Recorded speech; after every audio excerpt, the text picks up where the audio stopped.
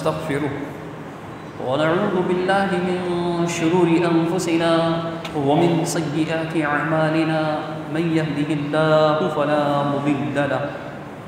ومن يضلل فلا هادي له أشهد أن لا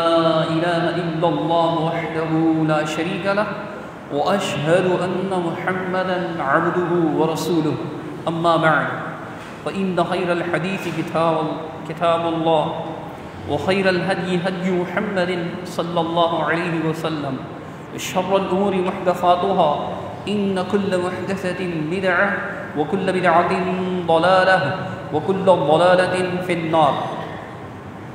اللهم صل على محمد وعلى آل محمد كما صليت على إبراهيم وعلى آل إبراهيم وعلى آل إبراهيم إنك حميد مجيد اللهم بارك على محمد وعلى آل محمد كما باركت على إبراهيم وعلى آل إبراهيم إنك حميد مجيد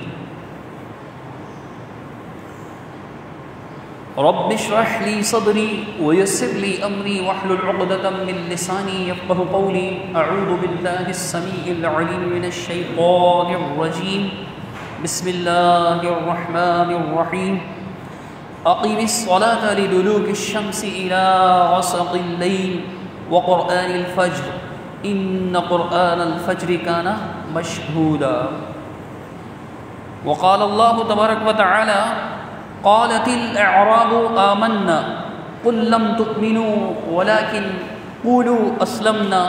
ولما يدخل الإيمان في قلوبكم حمد و ثنا اللہ سبحانہ و تعالیٰ کے لیے اور بے شمار درود و سلام پیارے آقا محمد مصطفیٰ احمد مجتبیٰ صلی اللہ علیہ وسلم پر۔ یہ کس قدر آسان بات ہے، کتنی سہل ہے کہ ہم اپنی زبانوں سے ایمان کا دعویٰ کریں، اسلام کا دعویٰ کریں، اور یہ کس قدر مشکل ہے کہ ایمان اور اسلام حقیقی معنی میں ہماری دلوں کے اندر راسخ ہو، قائم ہو، جڑ پکڑی ہوئی ہو۔ چنانچہ سورۃ الحجرات قرآن مجید کی سورہ آیت نمبر 14 میں اللہ سبحانہ و تعالیٰ ارشاد فرماتا ہے کہ قالت الاعراب آمنا، یہ جو اعراب ہیں،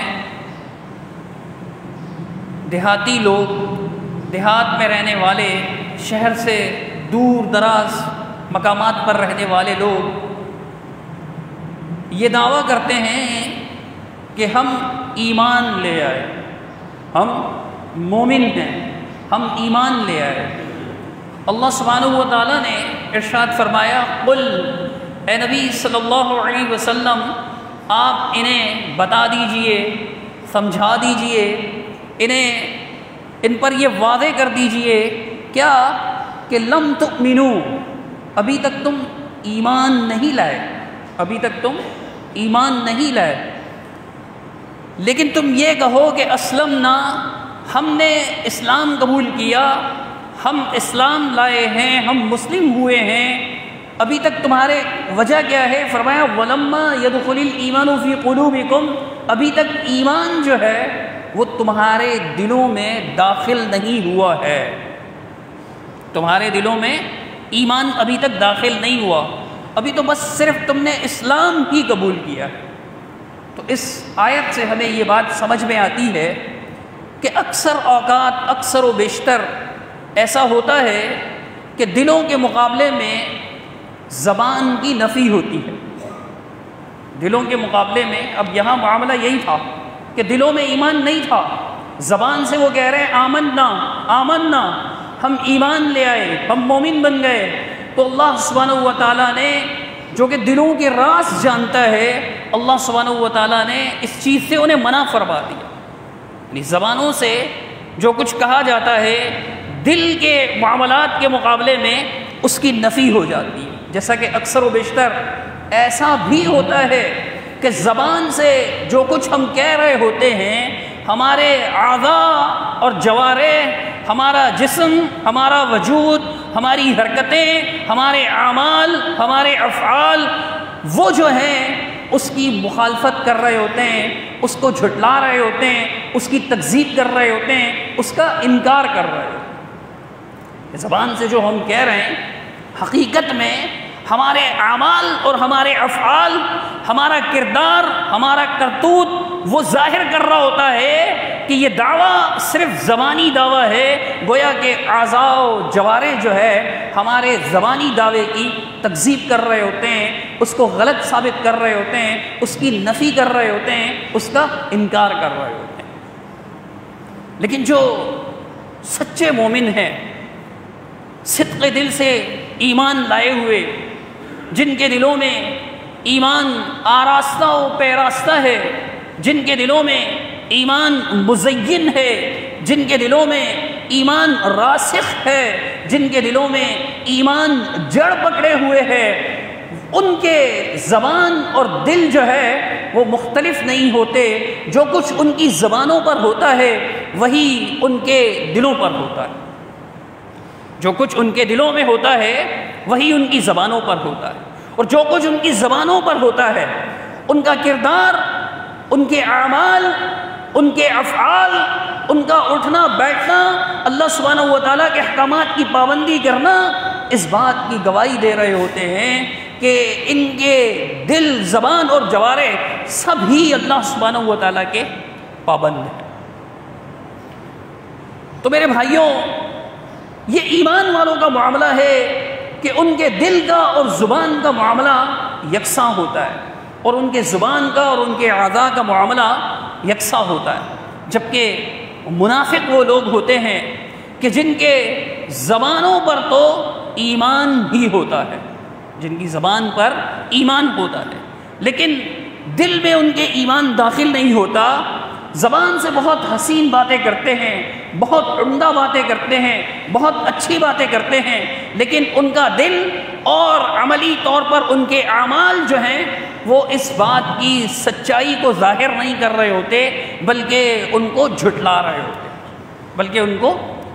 ہوتے تو اللہ سبحانہ و تعالیٰ نے ایسے کئی احکامات، ایسی کئی چیزیں جن کا اللہ سبحانہ و تعالیٰ نے حکم دیا کہ جو ایمان والوں میں اور منافق لوگوں میں، ایمان والوں میں سچے مومنین میں اور زبانی کلامی دعوے داروں میں فرق کرنے والا۔ ایسے کئی امتحانات اللہ رب العالمین نے مقرر فرمائے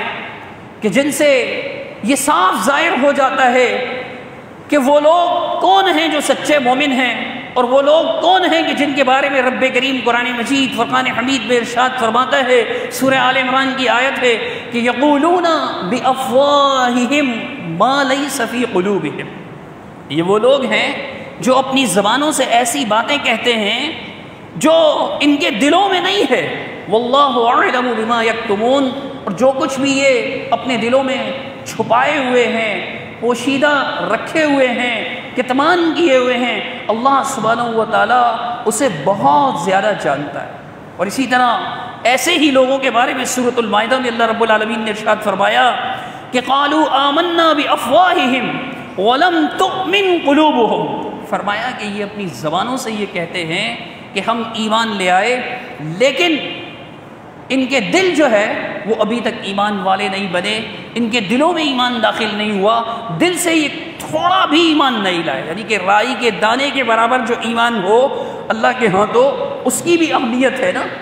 صحیح بخاری شریف کی حدیث ہے، رسول نبی مکرم صلی اللہ علیہ وسلم کا فرمان، رسول اللہ صلی اللہ علیہ وسلم نے فرمایا کہ قیامت کے دن اللہ رب العالمین فرمائے گا کہ اخرجوا من کان فی قلبہ مثقال ذرۃ من الایمان، کہ جس کے دل میں ذرہ برابر بھی ایمان ہے، رائی کے دانے کے برابر بھی ایمان ہے، اسے جہنم سے نکال دو۔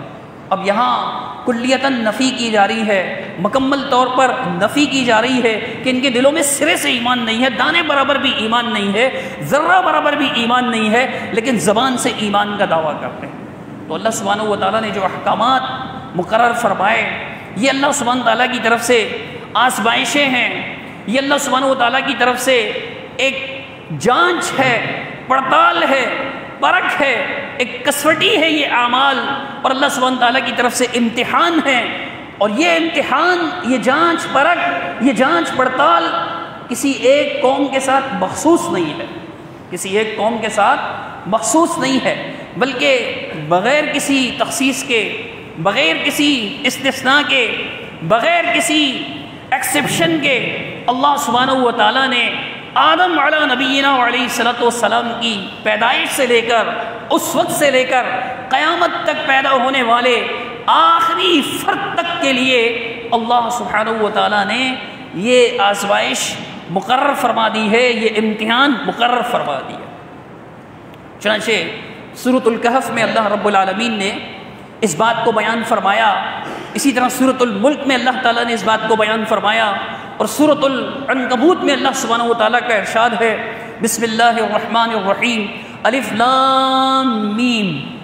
اس کے تو معنی یہی ہیں، الف لام میم، احسب الناس ان یترکوا ان یقولوا آمنا وهم لا یفتنون، فرمایا کیا لوگوں نے یہ گمان کر رکھا ہے، ان کا یہ خیال ہے، ان کا یہ زعم ہے، ان کا یہ گمان ہے کہ بس یہ ایسے ہی چھوڑ دیے جائیں گے صرف اتنا سا کہنے پر کہ ہم ایمان لے آئے، وہ آزمائے نہیں جائیں گے، وَهُمْ لَا يُفْتَنُونَ، کیا وہ آزمائے نہیں جائیں گے؟ یعنی صرف یہ کہنے پر جان بخشی نہیں ہوگی کہ ہم ایمان لے آئے، آزمائش لازمی ہے۔ فرمایا وَلَقَدْ فَتَنَّ الَّذِينَ مِن قَبْلِهِمْ، اس سے پہلے جتنے بھی لوگ آئے ہم نے ان سب کی آزمائش کی، ان سب کو آزمایا، ان سب کو امتحان میں ڈالا،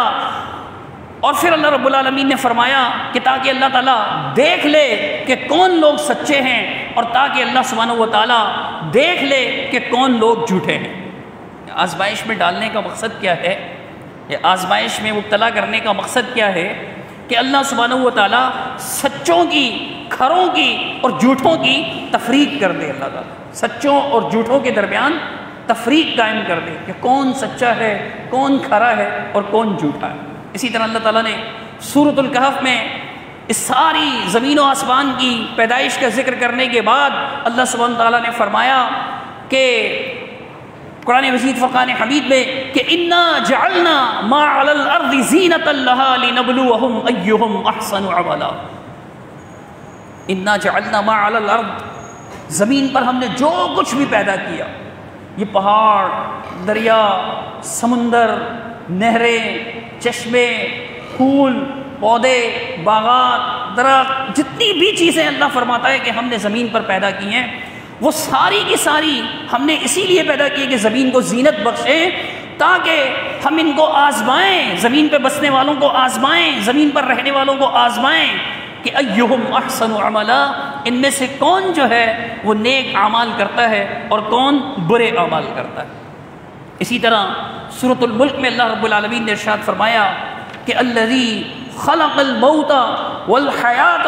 لیبلوکم ایکم احسن عملا، فرمایا کہ جس نے موت کو اور زندگی کو اس مقصد کے لیے پیدا فرمایا، یعنی یہ جو حیات کا سلسلہ ہے، زندگی کا سلسلہ ہے، یہ اللہ سبحانہ و تعالیٰ نے اسی لیے پیدا فرمایا کہ لوگوں کو آزمائے، امتحان میں ڈالے اللہ سبحانہ و تعالیٰ کہ کون نیک اعمال کرنے والا ہے اور کون جو ہے وہ ناکام اور نامراد ہونے والا ہے۔ اللہ سبحانہ و تعالیٰ نے آزمائش ہی کے مقصد سے اس زندگی کو پیدا فرمایا اور موت کا سلسلہ پیدا فرمایا۔ تو میرے بھائیوں، جن احکامات میں اللہ سبحانہ و تعالیٰ نے ہماری آزمائش کی، جن احکامات کے بارے میں اللہ سبحانہ و تعالیٰ نے ہمیں امتحان میں ڈالا، آزمائش میں ڈالا، ان میں سے ایک امتحان جو ہے، قدر سخت امتحان جو ہے، وہ فجر کی نماز کا معاملہ بھی ہے، نماز فجر کا بھی معاملہ ہے، صلاۃ الصبح، نماز فجر، اس کا معاملہ بھی ہے کہ اس معاملے میں بھی اللہ سبحانہ و تعالیٰ نے ہمیں آزمائش میں ڈالا ہے، خواہ وہ مردوں کا معاملہ ہو خواہ عورتوں کا معاملہ ہو۔ مردوں کا اس طرح سے کہ مرد جو ہے وہ باقاعدگی کے ساتھ، مواظبت کے ساتھ، ہمیشگی کے ساتھ، استمرار کے ساتھ مستقل جو ہے مسجد میں آ کر کے باجماعت نماز پڑھیں، اور عورتوں کو اس معاملے میں اس طرح سے آزمایا کہ وہ اس نماز کے وقت کے اندر، خاص طور پر پہلے وقت کے اندر، اول وقت کے اندر اس نماز کو ادا کریں۔ اس آزمائش میں اللہ تعالیٰ نے ڈالا، اور اگر غور کیا جائے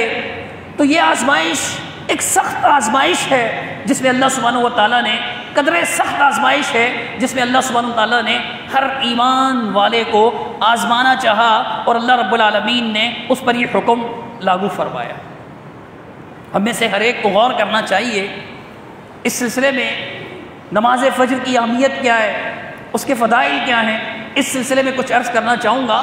چونکہ ہم لوگ جو ہیں وہ خاص طور پر وہ لوگ جو نماز پڑھنے والے ہیں، ایک تو نا کہ نماز پڑھتے ہی نہیں ہیں، سرے سے نماز نہیں پڑھتے، کبھی جمعے کی پڑھ لی، عید کی نماز پڑھ لی، رمضانوں پہ نماز پڑھ لی، اور اس کے بعد وہ فارغ ہو گئے۔ باقاعدہ نمازی لوگ جو باقاعدہ نماز پڑھتے ہیں، لیکن وہ فجر کی نماز کے معاملے میں بالکل غفلت کا شکار ہے۔ رمضانوں میں اللہ ماشاءاللہ پڑھ لی تو پڑھ لی، لیکن باقی دنوں میں وہ بالکل غفلت کا شکار ہے۔ یہ نماز فجر جو ہے یہ ہم سب کے لیے ایک آزمائش ہے۔ چنانچہ سنن نسائی کی حدیث ہے کتاب الامامہ میں، اور باب ہے الجماعۃ اذا کانوا اثنین، حدیث نمبر 843 ہے، بعض کتابوں کے مطابق 844 ہے۔ سیدنا ابی بن کعب رضی اللہ تعالیٰ عنہ سے مروی یہ حدیث ہے، بیان فرماتے ہیں کہ صلی رسول اللہ صلی اللہ علیہ وسلم یوما صلاۃ الصبح، ایک دن اللہ کے رسول صلی اللہ علیہ وسلم نے صبح کی نماز ادا فرمائی۔ جو روٹین تھی آپ صلی اللہ علیہ وسلم کی، صحابہ کرام آپ کے پیچھے نماز پڑھتے تھے۔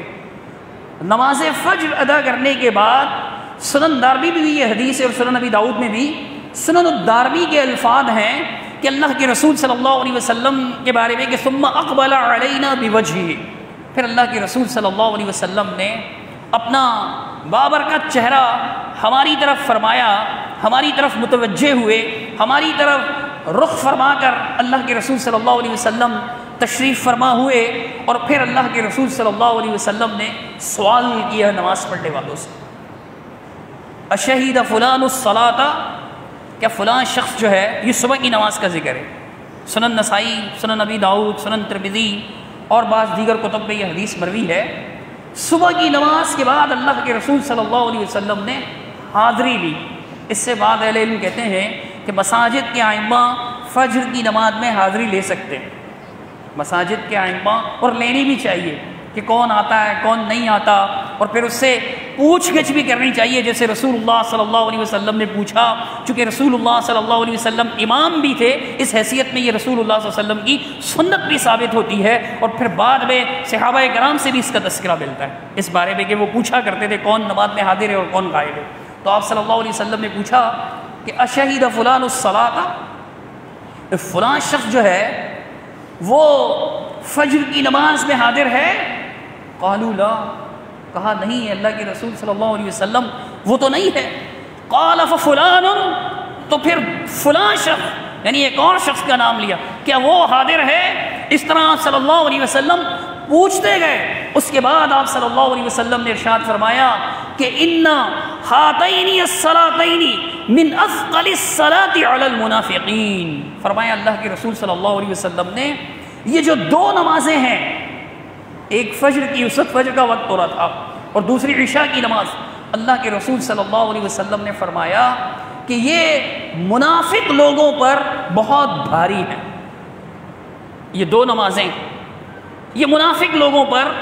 یعنی وہ منافق لوگ جو زبان سے اقرار کرتے ہیں، جن کے بارے میں سورۃ المنافقون میں اللہ رب العالمین نے فرمایا کہ جب منافق آپ کے پاس آتے ہیں اور کہتے ہیں نشہد انک رسول اللہ، ہم اس بات کی گواہی دیتے ہیں کہ آپ اللہ کے رسول ہیں صلی اللہ علیہ وسلم، تو اللہ تعالیٰ نے فرمایا کہ واللہ یعلم، اللہ جانتا ہے کہ آپ اللہ کے رسول ہیں، اور اللہ اس بات کی گواہی دیتا ہے کہ یہ منافق جھوٹے لوگ ہیں۔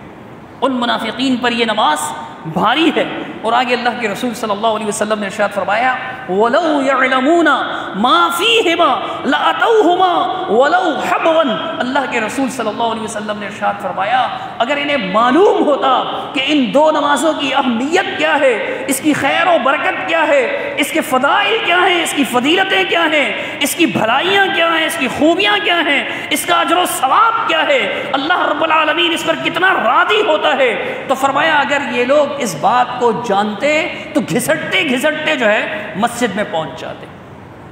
حبون ایسی چال کو کہتے ہیں کہ جو جیسے چھوٹے بچے جو پیر کے بل نہیں چل سکتے، جو پیر کے بل نہیں چل سکتے تو پھر وہ پیٹ کے بل گھسٹتے ہوئے آتے ہیں، تو اللہ کے رسول صلی اللہ علیہ وسلم نے یہ لفظ استعمال فرمایا۔ اور پھر اللہ کے رسول صلی اللہ علیہ وسلم نے ارشاد فرمایا کہ وَالصَّفُّ الْأَوَّلُ عَلَى مِثْلِ صَفِّ الْمَلَائِكَةِ، یہ جو پہلی صف ہے نا، پہلی صف یہ ایسے ہے جیسے فرشتوں کی صف ہو، جیسے فرشتوں کی صف کو فضیلت حاصل ہوتی ہے ایسے پہلی صف کو فضیلت حاصل ہے۔ اور پھر اللہ کے رسول صلی اللہ علیہ وسلم نے فرمایا کہ وَلَوْ تَعْلَمُونَ فَضِيلَتَهُ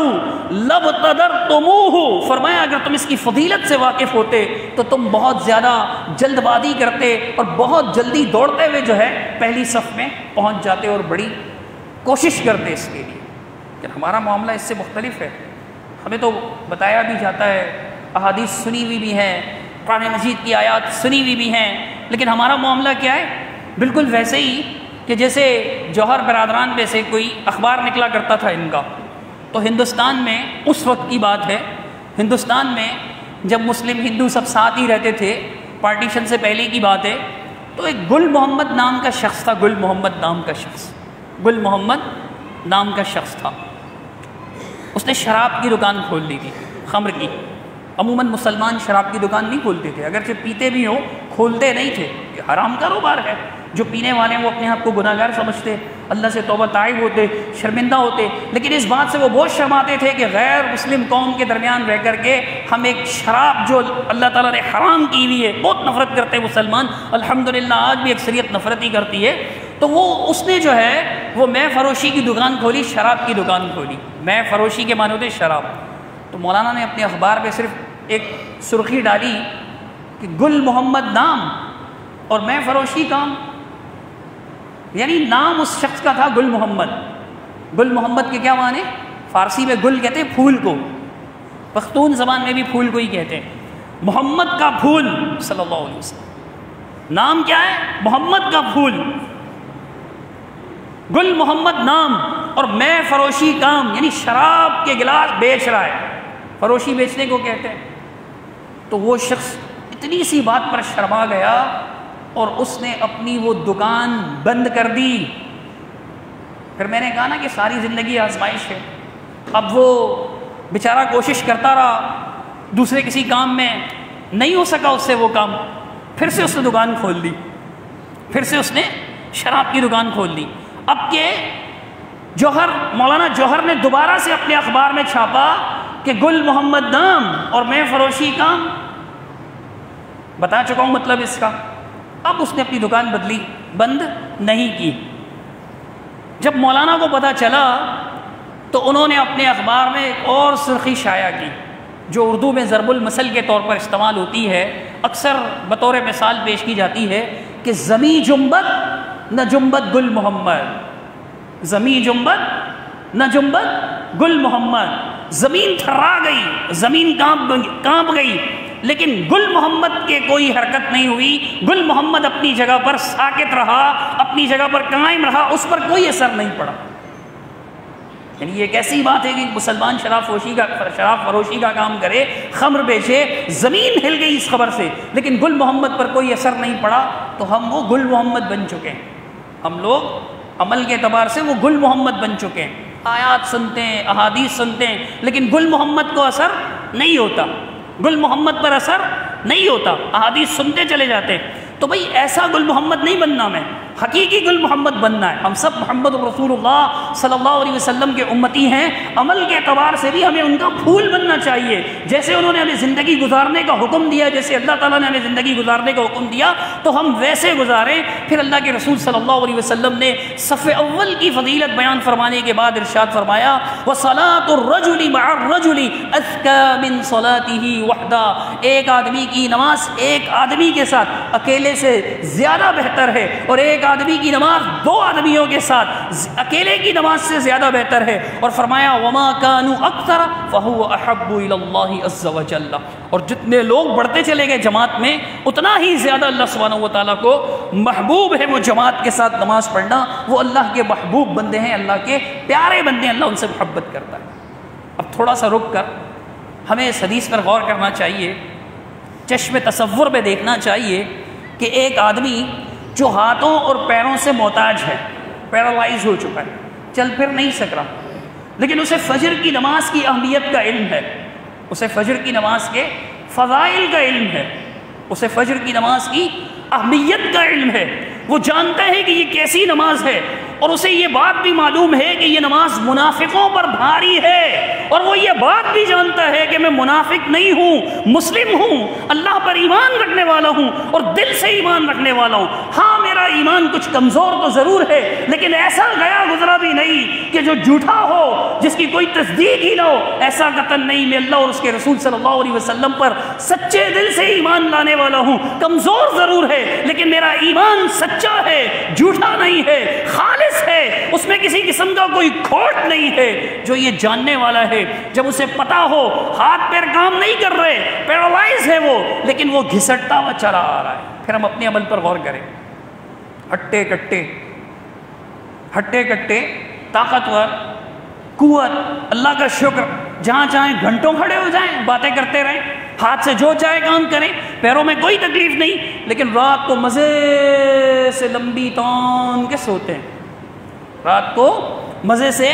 لمبی تان کے سوتے ہیں, اٹھنے کی کوئی فکر نہیں ہے, فجر کی کوئی فکر نہیں ہے, نہ الارم لگایا. سب کے پاس موبائل ہے, سب کے پاس. کون ہے ایسا بچوں کو چھوڑ کر, کون ہے ایسا جس کے پاس موبائل نہ ہو؟ اگر آپ یہ کہتے ہیں کہ میرا تو بالکل سادہ سا موبائل ہے, سادے سے موبائل میں بھی الارم ہے, سادے سے موبائل میں بھی الارم موجود ہے, اور ایسا موبائل یہاں پہ الارم بجاؤ ادھر دروازے پر سنائی دے گی. ایسے بھی اتنے بڑے بڑے نہیں. شوق ہو نا, کسی دوست کو کہہ دیں, مسجد کے امام, مسجد کے مؤذن, اللہ ماشاء اللہ کبھی کبھاری مس کرتے ہیں, ان کو کہہ دیں کہ یہ میرا نمبر ہے, آپ مجھے کال کیجیے گا, میں یس نہیں کروں گا, مجھے فجر پر اٹھائیے گا. فرق تو پڑے نا ہم پر. مجھے شوق, قرآن و حدیث ہمیں پتہ چلتا ہے, تو یہ جمعے کے دن ہم آتے ہیں, قرآن و حدیث سنتے ہیں, اور یہ جمعے کا خطبہ سننا اللہ کے رسول اللہ سبحانہ و تعالیٰ نے ہم پر لازم کیا ہوا ہے. لازم, ٹائم پر پہنچنا ہے, جلدی پہنچنا ہے, امام سے پہلے پہنچنا ہے, خاموشی سے سننا ہے, توجہ سے سننا ہے. پچھلے 2 جمعوں میں آپ کو تفصیل سے بتاتا رہا ہوں یہ ساری چیزیں. تو یہ دین سیکھنے کے لیے, اور اس خطبے کے بعد ہم پر فرق کیا پڑتا ہے؟ جیسے آئے تھے ویسے چلے گئے, کچھ بھی فرق نہیں پڑا. ٹھیک ہے, میں یہ نہیں کہتا کہ میرا جادوئی بیان ہے, انداز بیان بڑا جادوئی ہے اور آپ لوگوں کو ایک دم سے پلٹ دے گا, ایسا نہیں ہے. لیکن قرآن و حدیث اثر نہیں رکھتے کیا؟ قرآن و حدیث کا اثر نہیں ہوتا؟ لہجہ نہ صحیح, انداز نہ صحیح, خطابت نہ صحیح, لیکن قرآن و حدیث خود اپنے اندر ایمان والوں کے لیے بہت زیادہ اہمیت کا حامل ہے اور بہت زیادہ اثر کرنا چاہیے. لیکن افسوس, تھوڑے تھوڑے سے فاصلے پر بھی اگر ہم رہتے ہیں, مسجد کے بغل والے گھر میں بھی رہتے ہیں, مسجد کے سامنے والے گھر میں بھی رہتے ہیں, فجر کی نماز کی توفیق نہیں ہوتی ہمیں,